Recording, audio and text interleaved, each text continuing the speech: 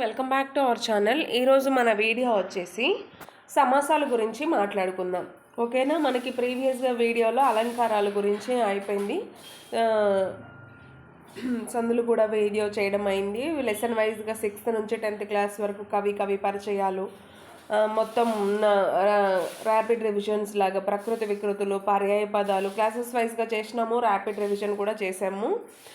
ప్రకృతి వికృతులు, పర్యాయ పదాలు, నానా అర్థాలు, ఆ పాఠంలో ఉన్న అర్థాలు, ఆ తరగతికి సంబంధించిన అర్థాలు, ఉత్పత్తి అర్థాలు, జాతీయాలు, సామెతలు, ఇవన్నీ కూడా మన ఛానల్లో పెట్టడం జరిగింది. చూడని వాళ్ళు ఎవరైనా ఉంటే వెళ్ళి చూడండి. ఈరోజు టాపిక్ వచ్చేసి సమాసాల గురించి మాట్లాడుకుందాం. అసలు నిర్వచనం ఏంటి అంటే, సమర్థంబులగు పదముల కలయికనే సమాసం అంటారు. అనగా రెండు వేరు అర్థాలు కలిగిన పదాలు ఏకార్థముగా మారిపోవడమే సమాసం. రెండు వేరు అర్థాలు కలిగిన పదాలు వేరు అంటే డిఫరెంట్ మీనింగ్స్ కలిగిన ఒక రెండు పదాలు కలిసి ఒకే ఏకార్థంగా మారిపోవడం అంటే ఒకే అర్థంగా మారిపోవడాన్ని సమాసం అంటారు. సూత్రం వచ్చేసి సమర్థంబులుగు పదములు ఏకపదం బగుట సమాసము. ఇది టెట్ 22లో నిర్వచనం గురించి కూడా అడగడం జరిగింది, మనకి గుర్తుంచుకోండి. రాజు అనేవారు ఒకరు, పుత్రుడు అనేవారు ఒకరు. రాజు వేరు మీనింగ్, పుత్రుడు వేరే దానికి సంబంధించింది. కానీ ఇక్కడ మనకు సమాసానికి వచ్చేసరికి రెండు వేరు అర్థాలు గల పదాలు, అంటే రాజు అనేది ఒక అర్థం గల పదం, పుత్రుడు అనేది ఒక అర్థం గల పదం. కానీ ఈ రెండు కలిసి మనకి రాజపుత్రుడు అనే ఒక సమాస పదంగా, ఒకే అర్థం గల పదంగా మారడాన్ని సమాసం అంటారు. ఓకేనా. క్లియరా? ఇప్పుడు రెండు వేరు అర్థాలేమో వేరు కలిగినవి రెండు పదాలు, ఆ రెండు కలిసి ఒకే అర్థం కలిగిన ఒక పదంగా మారడాన్నే సమాసం అంటారు. నిర్వచనం ఇది గుర్తుంచుకోండి. అదే రాజపుత్రుడిని మనం ఎగ్జాంపుల్గా తీసుకొని చూసినామంటే, ఈ రెండు పదాలు వేరుగా చూసినప్పుడు వేరు అర్థాల్లో కలిగి ఉన్నాయి. రాజు అనేది ఒకటి, పుత్రుడు అనేది ఒకటి. కలిపినప్పుడు రాజపుత్రుడు అనే ఒకే అర్థాన్ని ఇస్తుంది. రాజు కొడుకు, రాజపుత్రుడు కలిపితే. ఓకేనా. సమాస పదం యొక్క అర్థాన్ని వివరించినట్లయితే దానికే విగ్రహవాక్యం అని పేరు. ఓకేనా. ఏం పేరంటే విగ్రహవాక్యం అని పేరు. సమాసంలో లోపించిన విభక్తి ప్రత్యయము చెప్పుటను కూడా విగ్రహవాక్యము అందురు. సమాసాలు రకాలు. ఓకేనా. అర్థాన్ని బట్టి సమాస రకాలు, శబ్దాన్ని బట్టి సమాస రకాలు చూద్దాం. ఉత్తర పదం అర్థప్రధానంగా కలిగినది తత్పురుష కర్మధారయ ద్విగు సమాసాలు. తత్పురుష కర్మధారయ మరియు ద్విగు సమాసాలు వచ్చేసి ఉత్తర పదం అర్థం ప్రధానంగా కలిగి ఉంటుంది. ఓకేనా. ముందు పదం పూర్వపద అర్థం ప్రధానంగా కలిగినది అవ్యయీభావ సమాసం. ఉభయ పదాల అర్థం కలిగినవి ద్వంద్వ బహుపద ద్వంద్వ సమాసాలు. ఓకేనా. ద్వంద్వ బహుపద అంటే రెండు పదాలకు కూడా ప్రాధాన్యత ఉంటుంది. అన్యపద అర్థం ప్రధానంగా కలిగినవి బహువ్రీహి సమాసం. శబ్దాన్ని బట్టి సమాస రకాలు సాంస్కృతి, ఆర్చిక, మిశ్రమ ఇవన్నీ మనకు అవసరం లేదు.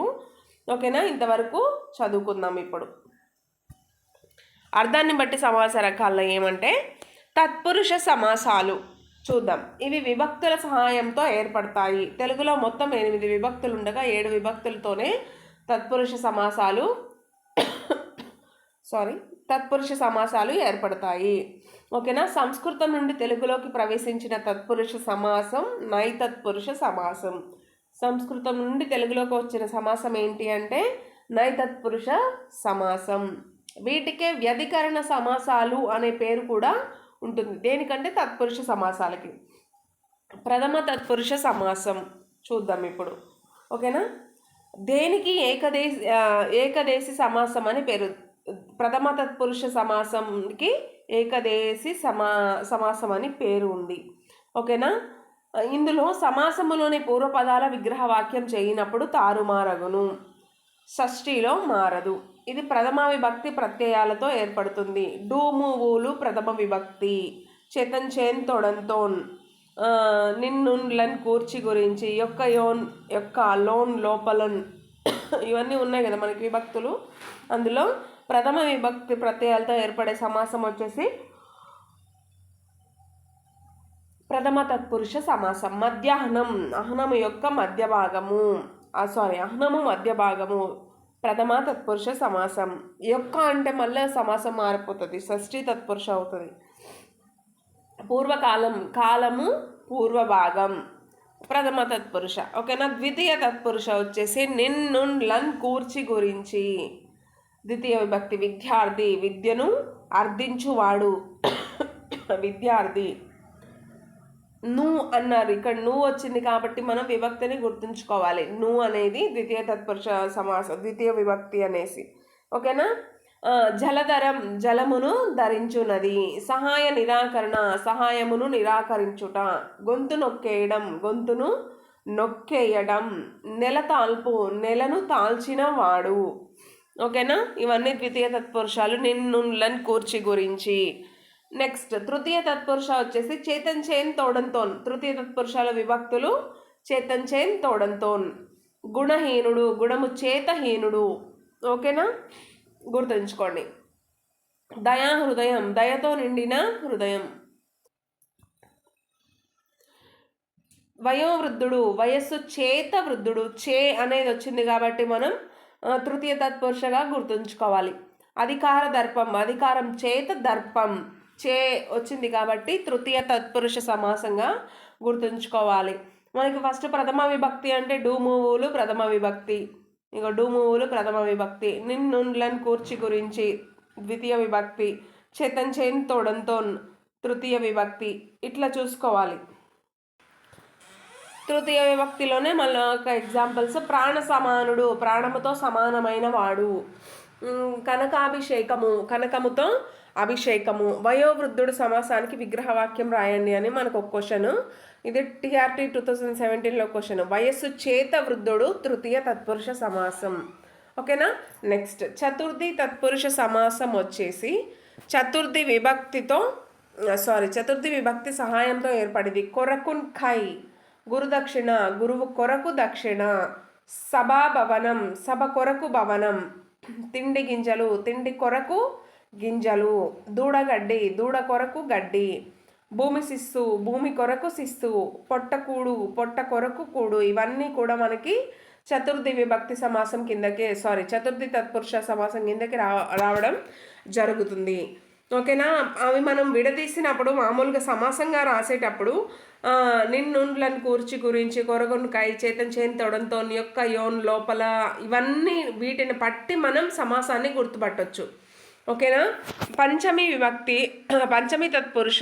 ఇందులో విభక్తులు ఏమేమి ఉన్నాయంటే వలనం కంటెన్ పట్టి. పాప భీతి పాపం వల్ల భీతి. వల్లన అనేది ఉంది కాబట్టి పంచమి విభక్తి. మీకు కావాలంటే విభక్తులు కూడా కావాలంటే చెప్పండి, నేను సపరేట్గా ఒక వీడియో అయితే చేసి పెడతాను. ఓకేనా. జన్మ విముక్తి జన్మము వల్ల విముక్తి అవుతుంది. చోర భయం చోరుని వలన భయం అంటే దొంగల వలన భయం. ప్రాణాధికుడు ప్రాణం కంటే అధికుడు. కంటెన్ వల్ల పట్టి ఇట్లాంటివన్నీ వచ్చినప్పుడు పంచమి తత్పురుష కిందకి మనం కన్సిడర్ చేయాలి. షష్ఠి తత్పురుష సమాసం. ఇందులో మ్యాక్సిమం మనకి యొక్కనే వస్తుంది. షష్ఠి తత్పురుష సమాసం ఇచ్చారు అంటే యొక్క ఎగ్జాంపుల్ వచ్చేలాగా ఇస్తారు. లక్ష్మీపతి లక్ష్మి యొక్క పతి. రాజభటుడు రాజు యొక్క భటుడు. రామబాణం రాముని యొక్క బాణం. సత్యదూరం సత్యంనకు దూరం. మహీపతి మహికి పతి భూమికి పతి లేదా భూమికి పతి అంటే విష్ణువు. ఇట్లా గురుశ్రేష్ఠుడు గురువులలో శ్రేష్ఠుడు. లో ఉంది కాబట్టి మనం ఇక్కడ షష్ఠి తత్పురుష తీసుకోవాలి. కీ వచ్చినా కుని వచ్చినా యొక్క వచ్చినా లో వచ్చినా లోపల వచ్చినా కూడా షష్ఠి తత్పురుష మనం తీసుకోవడం జరుగుతుంది. సప్తమి తత్పురుష అందు నన్. ఓకేనా. సప్తమి విభక్తి సాయంతో ఏర్పడుతుంది. అందు నన్ సప్తమి విభక్తులు. దేశభక్తి దేశము నందు భక్తి. వాదన పటిమ వాదన యందు పటిమ. అందు ఉంది కాబట్టి సప్తమి విభక్తిలో తీసుకోవాలి. తెలుగులో అత్యధికంగా వాడుకలో ఉన్న సమాసం వచ్చేసి షష్ఠి తత్పురుష సమాసం మరియు సప్తమి తత్పురుష సమాసం అంట, గుర్తుంచుకోండి. నెక్స్ట్ వచ్చేసి మనకి నైతత్పురుష సమాసం. ఇది వచ్చేసి ఏంటంటే మనకి సంస్కృతం నుంచి తెలుగులోకి రాబడిన సమాసం అన్నమాట. ఓకేనా. మనం ఆల్రెడీ ఫస్ట్లోనే చదువుకున్నాం దీని గురించి. సంస్కృతం నుంచి తెలుగులోకి రాబడిన సమాసం అనేసి. నైతత్పురుషం ఇది వ్యతిరేకార్థాన్ని కలిగినది. నైకు అచ్చుపరమైతే నై స్థానంలో అన్. నైకు హల్లుపరమైతే నై స్థానంలో ఆ వచ్చి చేరుతుంది. నై అనగా వ్యతిరేకార్థం. అసత్యం నై ప్లస్ సత్యం, సత్యం కానిది. అధర్మం ధర్మం కానిది. అనంతం అంతం లేనిది. అనాదరణం ఆదరణ కానిది. అసాధ్యం సాధ్యం కానిది. ఇట్లాంటివన్నీ కూడా మనకి నై తత్పురుష కిందకి రావడం జరుగుతుంది. చూడండి 2023 పేపర్ 2 టెట్ వాళ్ళకి ఈ క్వశ్చన్ రావడం జరిగింది నై తత్పురుష నుంచి. మధ్యాహ్నం అజ్ఞానం అనేవి ఏ సమాసాలు? మధ్యాహ్నం అనేది మనకి ప్రథమ తత్పురుష, ఫస్ట్లో చదువుకున్నాం కదా, ప్రథమ తత్పురుష అవుతుంది. నెక్స్ట్ అజ్ఞానం అంటే జ్ఞానం లేనిది, అవునా కాదా? నై తత్పురుష. Option 3 is the right answer. ఓకేనా? ఇంకా ఈ లుక్ అలుక్ సమాసాలు మనకి అనవసరం, మనకైతే లేవు, తీసేద్దాం వీటిని. కర్మధారయ సమాసాలు చూద్దాం. విశేషణ విశేషములకు కానీ ఉపమాన ఉపమేయాలను కానీ కలిపి ఒక పదంగా తయారు చేస్తే దాన్ని కర్మధారయం అంటారు. దీనికి సమానాధికరణం అని పేరు. విశేషము అనగా నామవాచకం. విశేషణ విశేషములను కలిపితే ఏర్పడే కర్మధారయాలు 3. విశేషణ పూర్వపద కర్మధారయ సమాసం 1. ఓకేనా? ఇందులో విశేషణం పూర్వపదంలో, విశేషం ఉత్తర పదంలో ఉంటాయి. చారు సంసారం అంటే చక్కనైన సంసారం. చారు అనేది విశేషణం, సంసారం అనేది విశేషం. తెల్ల చొక్కా తెల్లనైన చొక్కా. తొలిటి రాజులు తొలివారైన రాజులు. ప్రియటోపము ప్రియమైన మాట లేదా ప్రియమైన ఆటోపం అని కూడా అనవచ్చు. ఉదగ్ర తేజం ఉదగ్రమైన తేజం. పరసేన పరులదైన సేన. పూర్ణ పురుషుడు పూర్ణుడైన పురుషుడు. వృద్ధ కార్మికుడు వృద్ధుడైన కార్మికుడు. అద్భుత శక్తి అనే పదం ఈ సమాసానికి ఉదాహరణ అని మనకి ఇక్కడ క్వశ్చన్ రూపంలో ఇవ్వడం జరిగింది. అద్భుత శక్తి అద్భుతమైన శక్తి విశేషణ పూర్వపద కర్మధారయ సమాసం కింద తీసుకోవచ్చు. విశేషణ ఉత్తర పద కర్మధారయం అంటే ఉత్తర పదానికి ప్రాధాన్యత ఉంటుంది ఇక్కడ. ఓకేనా? ఉత్తర పదానికి ప్రాధాన్యత ఉంటుంది. పూర్వపదం విశేషణ పూర్వపద అంటే అందులో పూర్వపదానికి ప్రాధాన్యం ఉంది. విశేషణ ఉత్తర పద అంటే ఇందులో ఉత్తర పదానికి అంటే వెనుకున్న పదానికి ముందు ప్రాధాన్యత ఉంటుందన్నమాట. ఓకేనా? కార్మిక వృద్ధుడు వృద్ధుడైన కార్మికుడు. తమ్ము కుర్రలైన తమ్ములు లేదా తామర పుష్పాలు. పురుషోత్తముడు ఉత్తముడైన పురుషుడు. ఇందులో వచ్చేసి మనం ఏం అబ్జర్వ్ చేసామంటే సెకండ్ వృద్ధుడికి కుర్రలు ఉత్తముడు వీటికి సెకండ్ వచ్చిన పదాలకి ఫస్ట్ ప్రియారిటీ ఉంది. గుర్తుంచుకోండి. ఉత్తర పదానికి ప్రియారిటీ ఉంటే విశేషణ ఉత్తర పద, పూర్వపదానికి ప్రియారిటీ ఉంటే విశేషణ పూర్వపద కర్మధారయ సమాసం అని చదువుకోవాలి. నెక్స్ట్ విశేషణ ఉభయపద కర్మధారయ సమాసం. ఇందులో 2 పదాలు విశేషణాలుగానే ఉంటాయి, అంటే రెండింటికి ప్రియారిటీ ఉంటుంది. మృదు మధురం మధురమైనది మృదువైనది. ధీరోద్ధారుడు ధీరుడు ఉదాత్తుడు. శీతోష్ణము శీతము ఉష్ణము. ఉపమాన ఉపమేయాలను కలిపితే ఏర్పడే కర్మధారయ సమాసాలు ప్రధానంగా 3. ఓకేనా? ఉపమాన పూర్వపద కర్మధారయము, ఉపమాన ఉత్తర పదం, ఉపమాన ద్వంద్వ. ఇవన్నీ మనకి ఉపమాన పూర్వపద కర్మధారయ సమాసం వచ్చేసి ఇందులో పూర్వపదం ఉపమానం ఉత్తర పదంలో ఉపమేయం ఉంటాయి. జుంటి మోవి జున్ను వంటి మోవి. తేనె మాట తేనె వంటి మాట.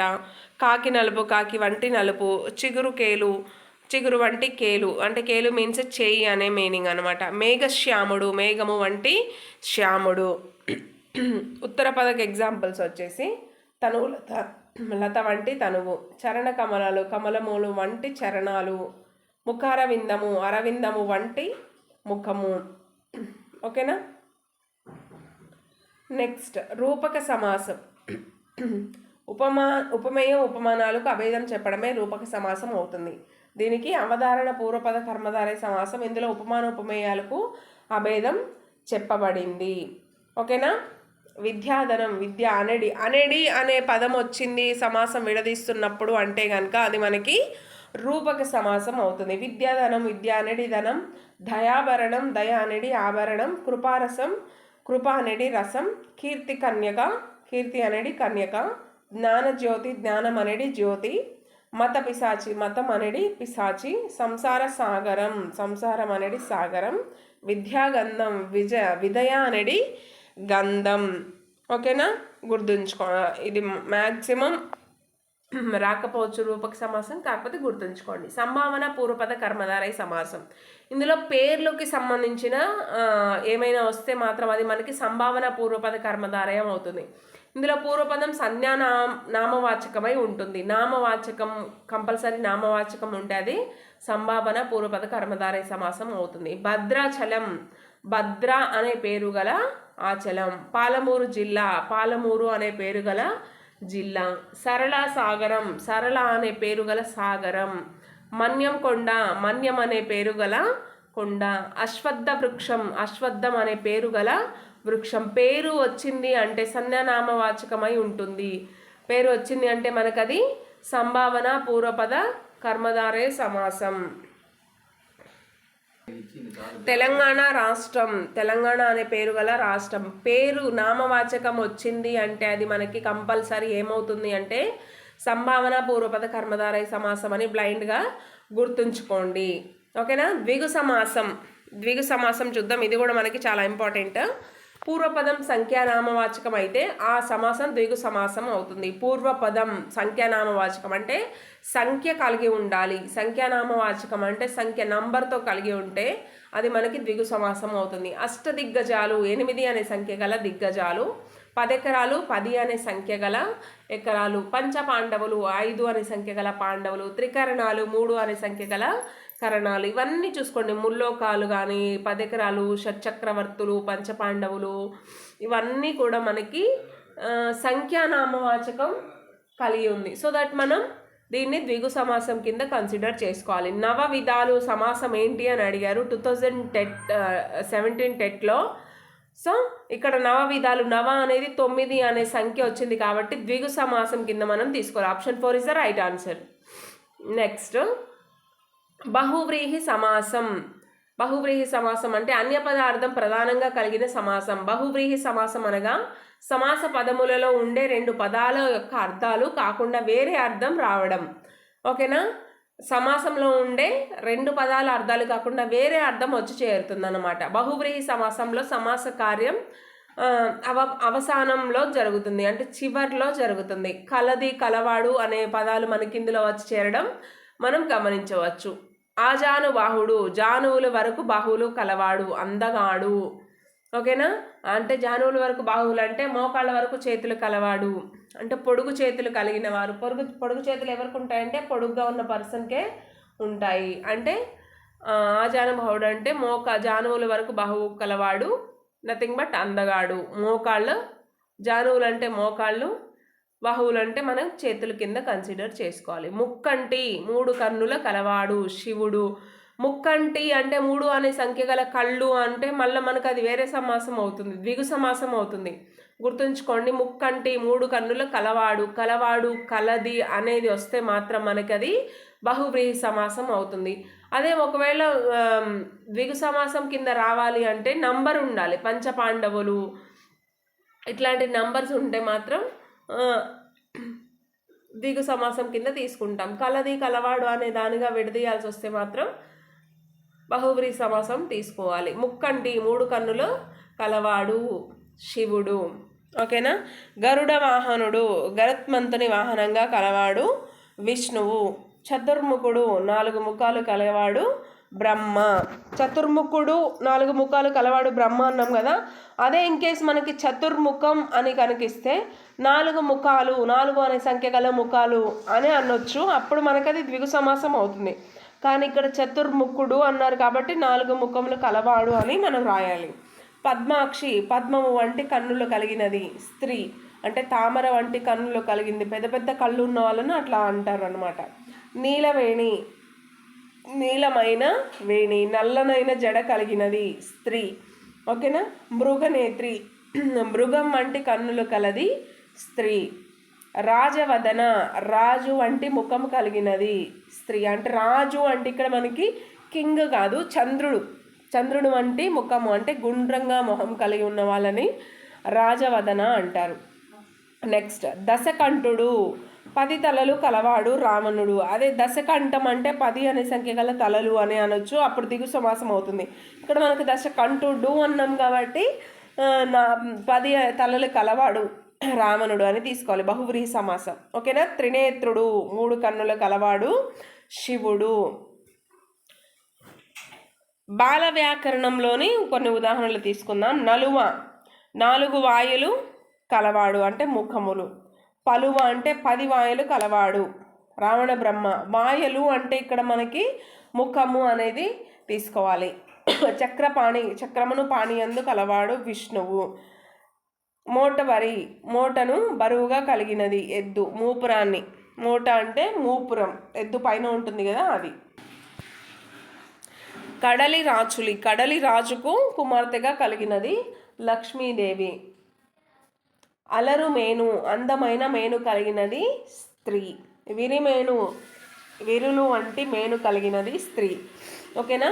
చిన్నయ్య సూరి మేనును బదులు బోడి అని పేర్కొన్నాడు. మేను అన్న శరీరమే, బోడి అన్న శరీరమే, గుర్తుంచుకోండి. ద్వంద్వ సమాసం ఇది మనకి చాలా ఇంపార్టెంట్. ద్వంద్వ సమాసం వచ్చేసి ఉభయ పదాల అర్థం ప్రధానం కలిగిన సమాసం. 2 పదాలు కూడా ఇందులో సమాన అర్థం, సమాన ప్రాధాన్యత, ఈక్వల్ ఇంపార్టెన్స్ అనేది ఉంటుంది ఈ సమాసంలో. ఇందులో 2 పదాలకు ప్రాధాన్యత అనేది ఉంటుంది. 2 పదాలు నామవాచకాలే అవుతాయి. 2 కూడా నామవాచకాలే రావాలి. ద్వంద్వ సమాసంలో విగ్రహవాక్యం ఏకవచనంలో, సమాన పదం బహువచనంలో ఉంటుంది. సూర్యచంద్రులు ద్వంద్వ సమాసంలో విగ్రహవాక్యం ఏమంటే ఏకవచనంలో. ఓకేనా. విగ్రహవాక్యం ఏకవచనంలో, సమాస పదం బహువచనంలో. ఇప్పుడు సమాస పదం ఇది సూర్యచంద్రులు, ఇది బహువచనం ఉంది. విగ్రహవాక్యం వచ్చేసి మనకి సూర్యుడు చంద్రుడు, ఇవి ఏకవచనాలే ఉన్నాయి అట్లా అన్నమాట. భూమి ఆకాశాలు ఇందులో వచ్చేసి మనకి విగ్రహవాక్యం ఏకవచనం, భూమి ఆకాశం ఏకవచనమే ఉంది. సమాస పదం వచ్చేసి భూమి ఆకాశాలు, బహువచనం తీసుకోవడం జరిగింది. కూరగాయలు కూర కాయ. కష్ట సుఖాలు కష్టము సుఖము. నెక్స్ట్ వచ్చేసి భీమార్జునులు.